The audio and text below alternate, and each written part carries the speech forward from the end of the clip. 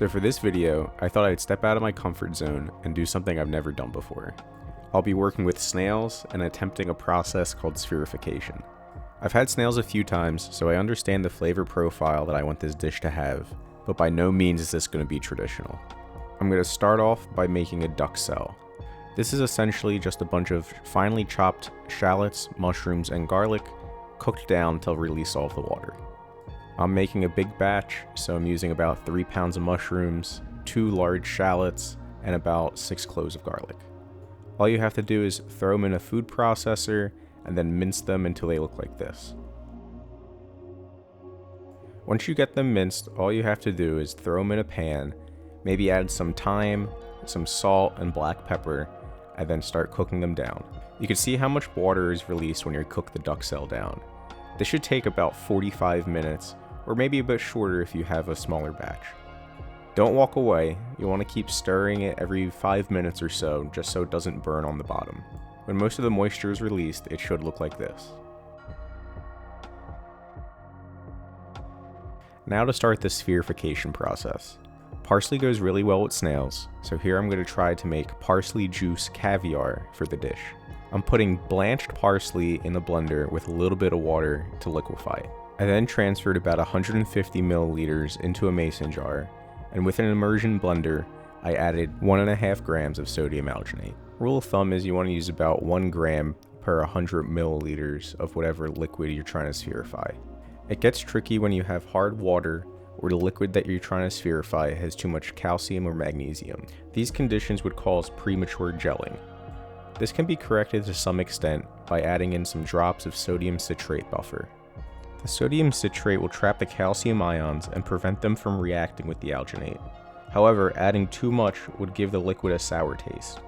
After about 30 seconds of blending, put it in the refrigerator to chill and release any air bubbles that are trapped inside.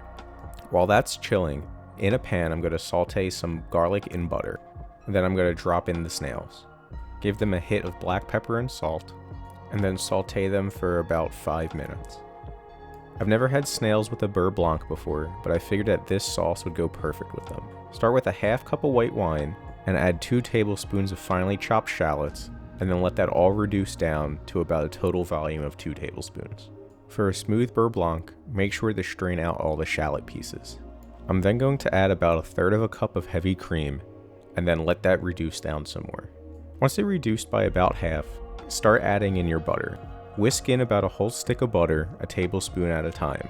Work on and off the heat. If your mixture is too hot, your sauce will break, but if it's too cold, your butter won't melt. Next, we're going to make the parsley caviar. Start off with 250 milliliters of ice cold water, and then whisk in 2.5 grams of calcium chloride. Once dissolved, use a syringe to extract the liquid you want to spherify, and then slowly add in the drops. The calcium chloride will react with the sodium alginate, creating a jelly-like barrier around the orbs. Depending on the viscosity of your liquid and the distance away from the water, you may end up with little water droplet shapes instead of spheres. The only way to adjust that is just by trial and error. I'm going to start by placing the duxelle on one side of the bowl, and then I'm going to put some toasted panko breadcrumbs on top of that for some crunch. Some microgreens on top of that to represent what the snails eat, and then place the snails on top of the microgreens. Lastly, I'm going to put the Burr Blanc on the opposite side of the bowl, and then finish it with the parsley caviar. The way I suggest to eat this is to start from the Burr Blanc side, and with a spoon, scrape from one side to the other.